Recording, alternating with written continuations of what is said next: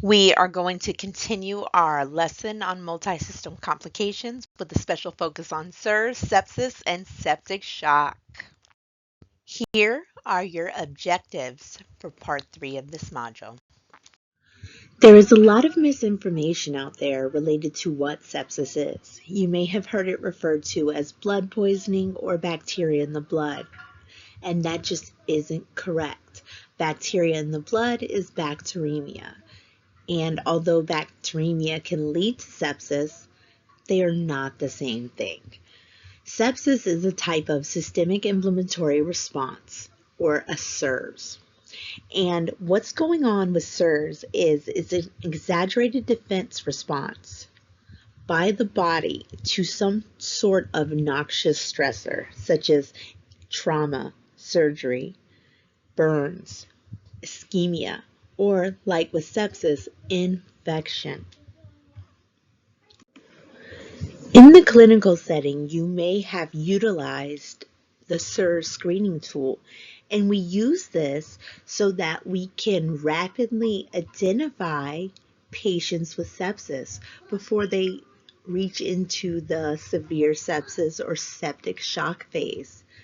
And it is important to rapidly identify sepsis because sepsis is the leading cause of death in hospitalized patients. Roughly 1 out of every 3 patients who die in the hospital are going to die from sepsis. I think we all have known someone who has died of septic shock or has had sepsis.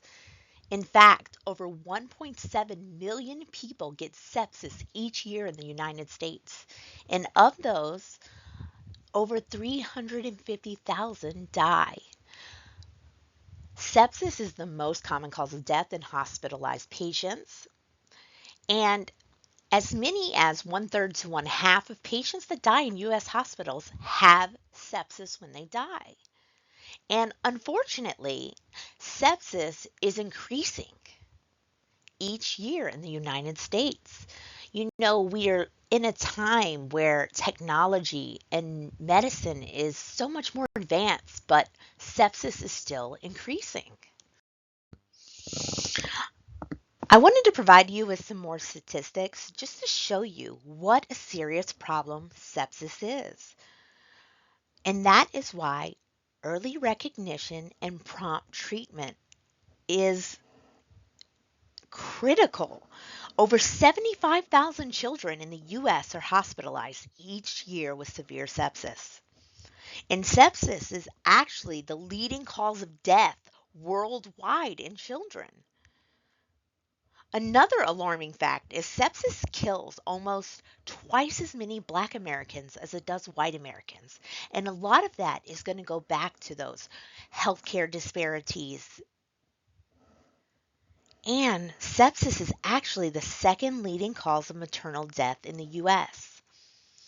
My best friend, she died 4 weeks after having a cesarean delivery from sepsis. My brother also died of sepsis. So, as you can see, sepsis is everywhere. Anyone is at risk for developing sepsis. However, certain patient populations are going to be at a higher risk because of various factors and disease processes they have, especially those with a weakened immune system, such as the very old and the very young, those who may have cancer, who may be on chemotherapy agents, immunosuppressants, those with HIV or AIDS, those taking steroids with uncontrolled diabetes, those with autoimmune diseases, and other chronic medical conditions such as liver disease, kidney disease, heart failure.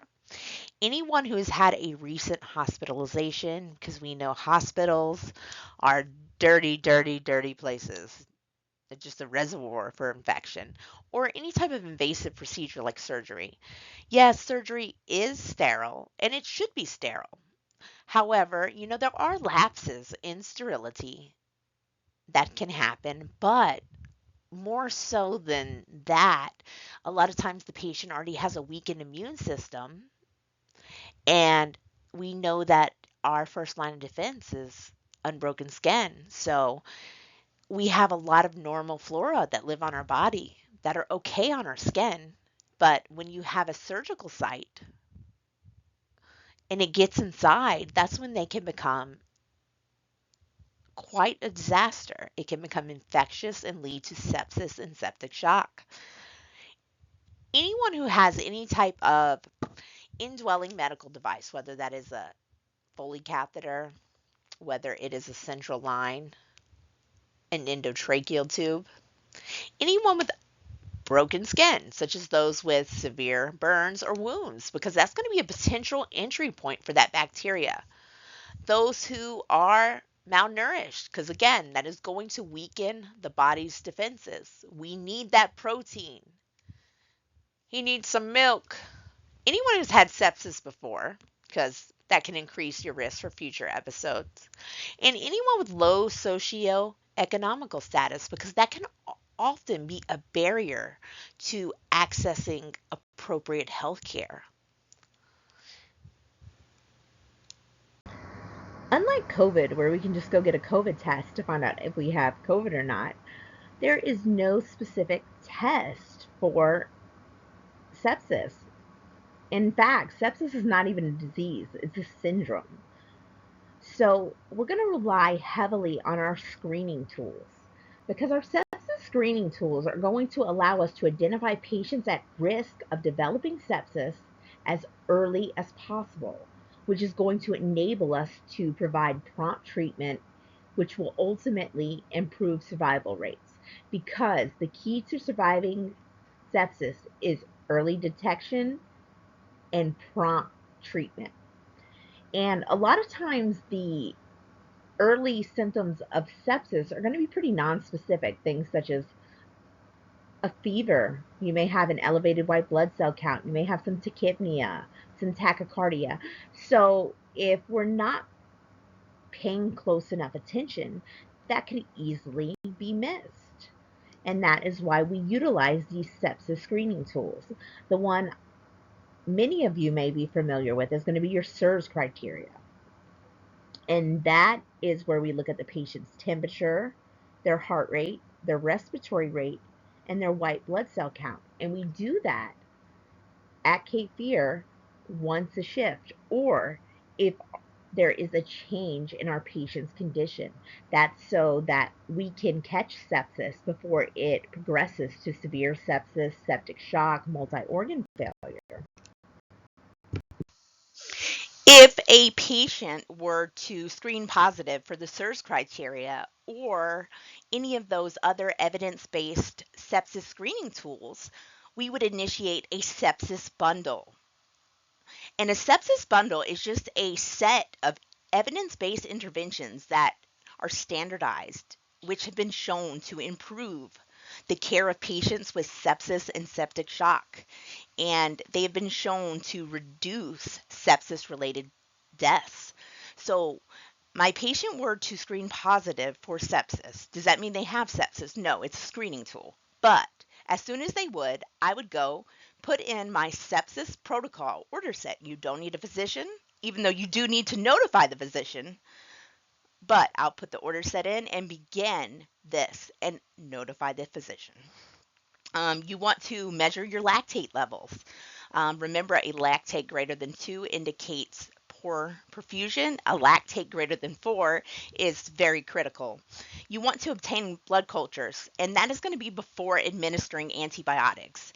But at the same time, do not delay administering antibiotics if you are unable to collect those blood cultures. For example, there's been a time I've tried to stick the patient I brought my charge nurse into, called lab, and none of us were able to get these cultures. And the priority intervention for sepsis is antibiotics. So you definitely don't want to delay it. The goal is, yes, get the cultures if you can. If you can't, get them as soon as you can. You also want to begin administering fluid crystalloids for any patient who is hypotensive or if their lactate is greater than 4. And most of the time, we're going to use lactated ringers That's because lactated ringers is a balanced fluid, so when we give large amounts of it, it's much more close to our plasma than normal saline. So it's okay to give larger amounts of that without altering all of our electrolytes, if that makes sense. And if a patient is still hypotensive, we want to start vasopressive therapy. And the first line vasopressor is going to be norepinephrine. And I want to make this very, very clear. Just like with hypovolemic shock, you want to give fluid before you ever initiate antibiotics. I know we don't have a volume problem, a true volume problem, but think about what's going on in sepsis. You have that massive vasodilation. So the volume that was there when your vessels weren't dilated was adequate, but now suddenly, since your vessels are so much larger, that lumen is so much bigger, you don't have enough volume. So you generally want to add more volume before doing something more invasive, such as starting vasopressors. Since I can't just go to the doctor and get a sepsis test, we are going to look at a variety of different diagnostics in order to come up with that differential diagnosis of sepsis. One of the labs that we are going to trend is going to be lactate. Think about it. Under normal function, I'm in aerobic metabolism, but sepsis is going to lead to that tissue hypoxia. And cells are going to try to survive, so they're going to go into anaerobic metabolism, and lactic acid is going to be that byproduct. So it'll give us a good idea of how well the patient's perfusing. For example, if my patient's serum lactate was 3 2 hours ago and now it's 9, they're definitely not perfusing any better. But it's just one of many things that we look at. We can look at the white blood cell count. Usually it's going to be elevated. In some situations, it may be low. And in some situations, it can actually be normal, especially with our older patients. A lot of times they won't develop that fever or that elevated white blood cell count because they have that weakened immune system. And that can be a little trickier. We're going to do a differential leukocyte count. We're going to look for that shift to the left in those neutrophils, the baby neutrophils, because they're making more neutrophils to try to fight that infection. We're going to look at more non-specific tests for infection and inflammation, such as your procalcitonin, your CRP. We definitely want to do blood cultures. You want to get 2 sets of blood cultures from 2 separate locations. And depending on what we suspect could be the mode of entry for that bacteria, we may do other cultures, such as a wound culture, urine culture, respiratory. We may also do things such as a CT, an X-ray. Do you have pneumonia? An MRI. Is there an abscess? We will also look at the CBC. Often when a patient is septic and as it progresses, they're going to have a low hemoglobin and hematocrit, and they're going to become thrombocytopenic. We're going to look at those coagulation studies, like that fibrinogen, that D-dimer. That's going to help us assess for DIC, which can be a life-threatening complication of sepsis, because we know that sepsis leads to organ dysfunction and it leads to alterations in our coagulation, which can lead to these coagulopathies. We're going to look at ABGs. How well is your blood oxygenating? We may look at electrolytes, especially potassium, because remember, when we go into that anaerobic metabolism, our sodium potassium pump is going to start to kind of fail, and we are definitely much more likely to become hyperkalemic. We're going to look at that bicarb, metabolic acidosis is going to be common at this point. We want to look at those renal tests and the BUN creatinine because we know that that's organ dysfunction. If our creatinine suddenly spikes from 1.01 to 2.7, we know that we have an acute kidney injury or renal dysfunction. We're going to look at liver enzymes and anything else that can provide us with a picture of what caused it and how to best treat it. As I said, we use various screening tools, such as the SIR screening tool, to help us recognize sepsis early on before it progresses to severe sepsis or shock. So, sepsis, again, is just SIRS plus evidence of infection. And if that is not promptly treated, it is going to progress into severe sepsis, which is just sepsis and dysfunction in one or more organ systems. And if we do not address this, the patient is going to progress into septic shock. And at that point, the patient is going to become hypotensive and it's going to persist despite fluid resuscitation and vasopressor therapy. And the mortality associated with septic shock is greater than 50%. So it is very important that you as the nurse understand the importance of screening tools and the early signs of sepsis so that you can identify it promptly and treatment can be initiated early on. I know I discussed the different types of shock and I went into details about the four phases of shock in the hypovolemic shock lecture.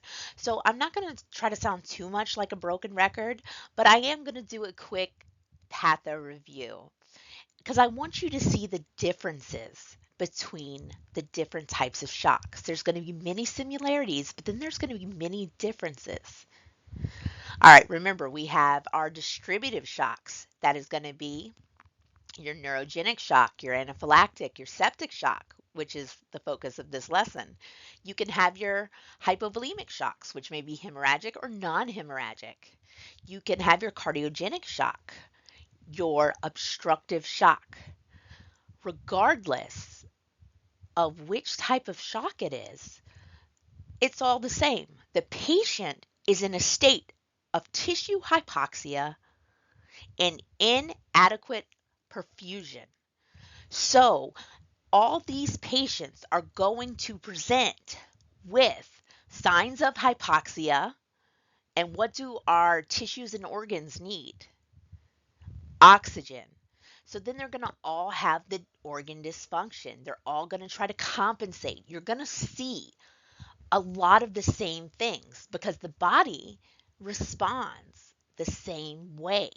However, there are some differences, and that is due to the etiology of the type of shock. For example, we know with hypovolemic shock that we don't have enough fluid in the vascular space, right? So what happens? We start compensating right away, right? We're going to trigger that neurohormonal response. We're going to have the epinephrine and norepinephrine. Our vessels are going to clamp down in the periphery to try to save those central organs. Well, distributive shock, like septic shock, is a little different on how that presents. Because think about what's going on. With septic shock, you have this dysregulated response that's going to cause massive vasodilation. So instead of the vessels being really tight, like they are in hypovolemic shock, they're actually going to start out very, very wide. You're going to have a very large lumen, and that's when your blood pressure drops out because you have the same amount of volume, you just have a much larger vasculature. So, patients with septic shock are going to present in more of a warm shock at the beginning because they have vasodilation. And then, as the shock continues to worsen and the body keeps trying to compensate, that's when they'll go more into the cold shock, which is more of what you see with the hypovolemic shock. So just understand that although shock is shock, it's hypoperfusion. We're going to have signs of it. You're going to have that capillary leakage. You're going to have that anaerobic metabolism, that acidosis, but they may present slightly different based on that underlying cause. To help you better understand sepsis, I want you to think about what happens when you have a localized injury or local inflammation.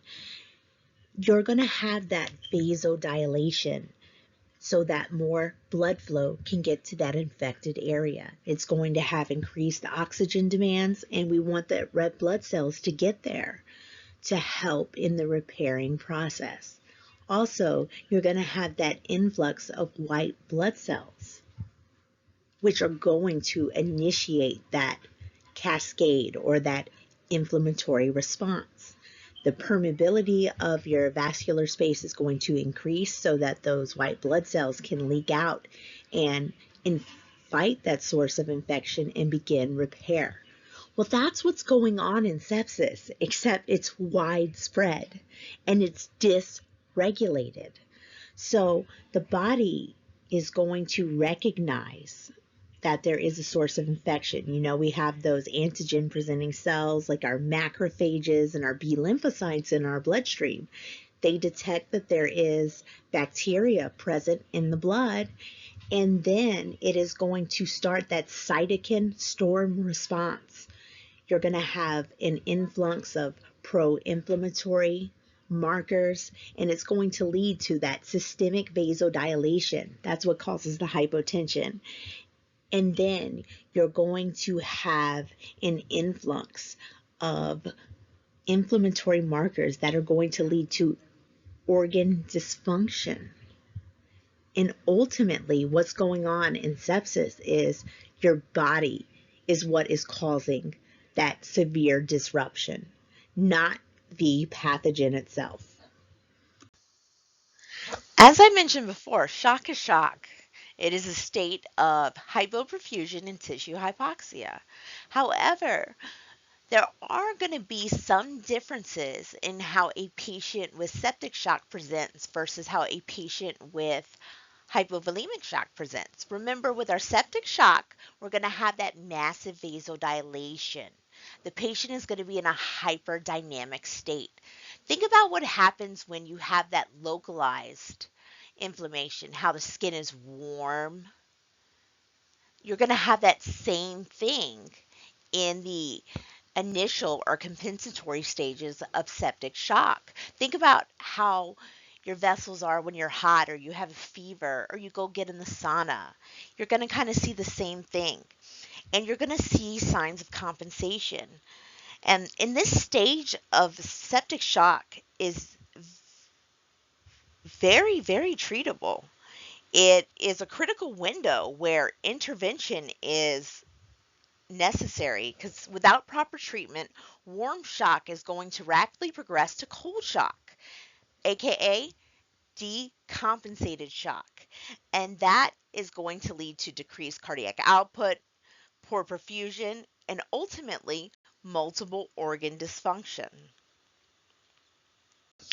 Initially, if warm shock or compensatory shock is not addressed, if the underlying cause is not fixed, if antibiotics aren't started, volume isn't replaced, vasopressors, whatever the patient may need to fight this state of hypoperfusion, they are going to rapidly progress into cold shock. And this is a dire situation, and it has a high mortality rate.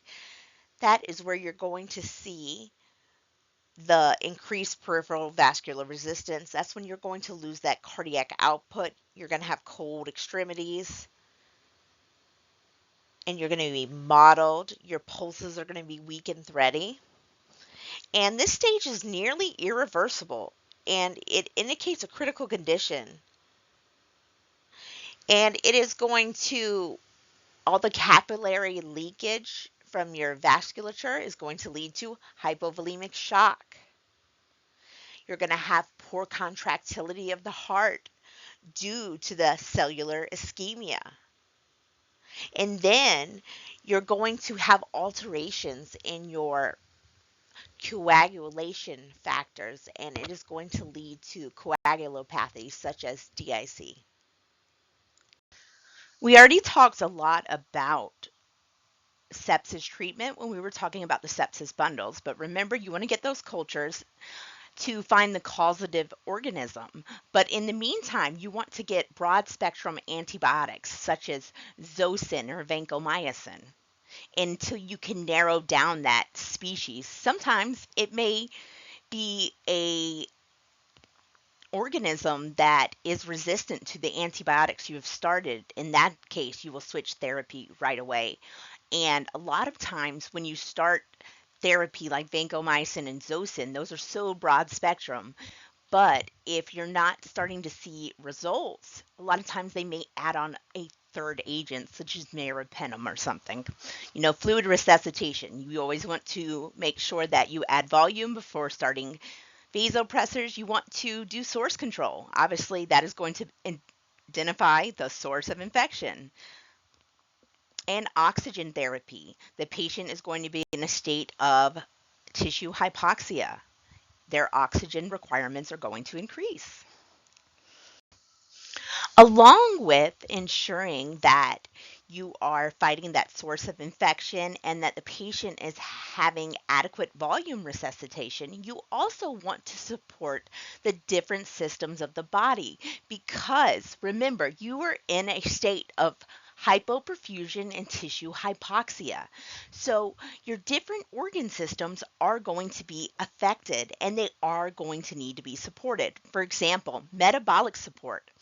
Generally, we want our glucose to be between 140 to 180. If a patient is hyperglycemic, you would want to give them insulin, but often you're going to see that they're going to be hypoglycemic, and that's going to be because of the adrenal insufficiency.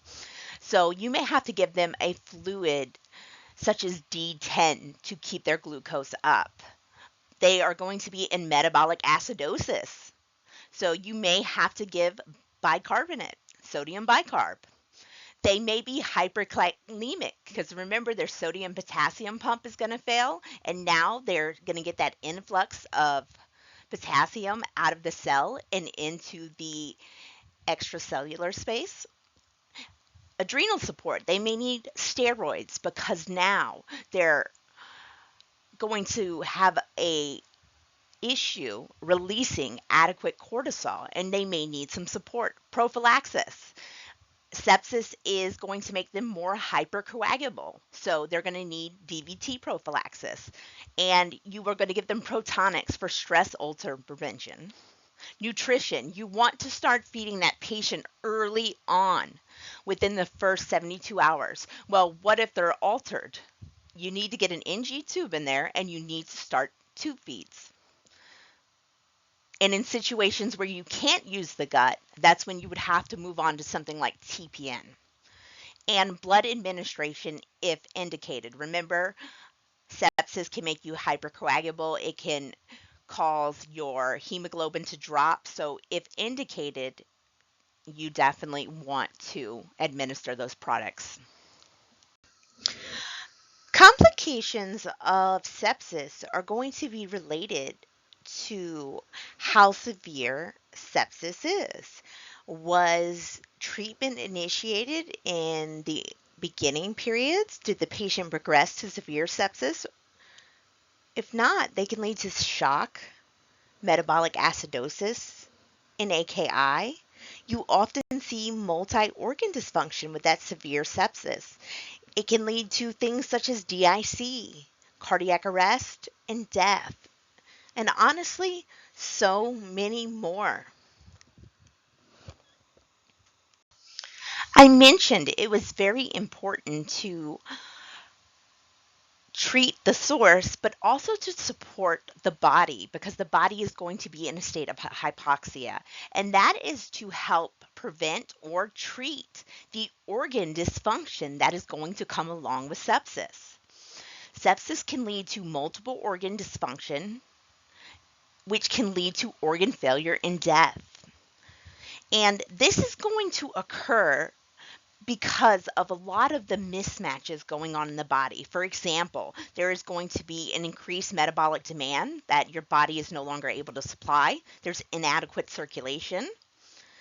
And ultimately, you're going to have vascular dysfunction, coagulation abnormalities, and that inflammatory response is going to lead to damage to the cells, to the mitochondria.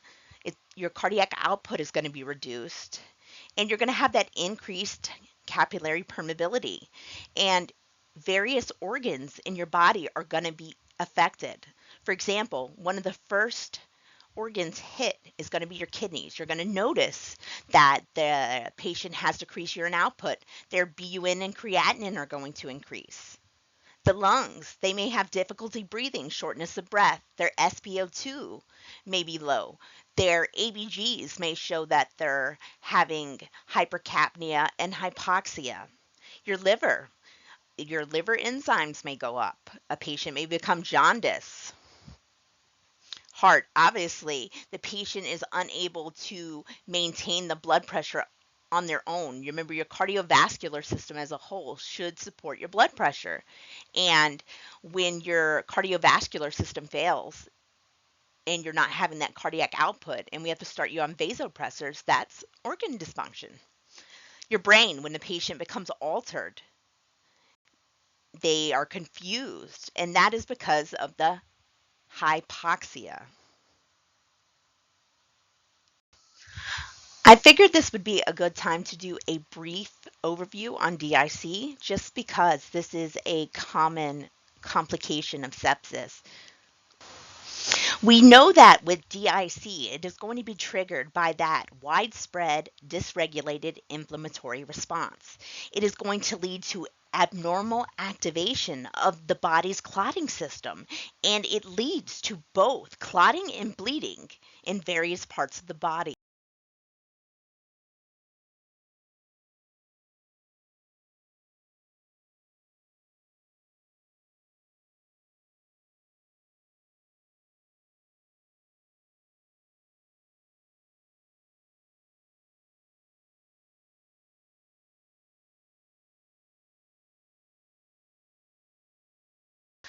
So we have this systemic activation of the coagulation system, and it's going to lead to the formation of microthrombi, which are small blood clots in the tiny vessels of the body. And these tiny clots are going to disrupt blood flow to organs, which is going to lead to ischemia and potentially lead to organ dysfunction and damage. So, what's going on is as you're making these tiny microthrombi, all of your clotting factors are being utilized and your platelets are going to be consumed, which is going to lead to you bleeding in other areas. So, a lot of times the patients will have these tiny little clots. You'll see the petechiae, you'll see this, but then they're bleeding from all of their orifices. When you think of the clinical presentation of a patient with DIC, I want you to think about what's really going on. It's not anything you have to memorize. If you understand what's going on, everything makes sense. You may have bleeding around the wounds. You may have a nosebleed. You could have bleeding from the mouth from IV sites. And that's because your coagulation factors are being used up. You may have ecchymosis or petechiae throughout the body. And again, that is just going to be that leakage from the capillaries because you are bleeding. But then you can see things like hematomas. And you can actually have tissue necrosis. Why? Think about it. You're going to have that ischemia. You remember you can have those clots in your microvasculature, which can lead to tissue ischemia and ultimately tissue necrosis. Dyspnea. Think about it. You can form microthrombi in your lungs. Remember, DIC is not a disease, it's a syndrome. So there's not a gold standard test out there. So, in order to come up with the DIC diagnosis, it's going to be a combination of clinical evaluation. You'll have things like the petechiae, the bleeding from the IV sites and or of the mouth, along with laboratory tests. Generally, you will see that the fibrinogen is one of the first ones we look at, and it is going to be decreased. Your platelet count is going to be decreased. Your D-dimer, which is a non-specific marker of inflammation, is going to be increased. And you'll notice that your PT and PTT will also be increased, and that's your bleeding. So, treatments and therapies, a lot of times you'll see that a patient with DIC is going to be started on anticoagulants. We start heparin right away, and that is to break up that microthrombi. And yes, it does place the patient at a greater risk for bleeding, but you got to look at that risk versus benefits. They may need FFP, they may need blood products, and you may see cryoprecipitate used.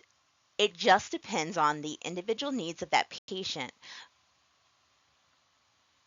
That's all, folks.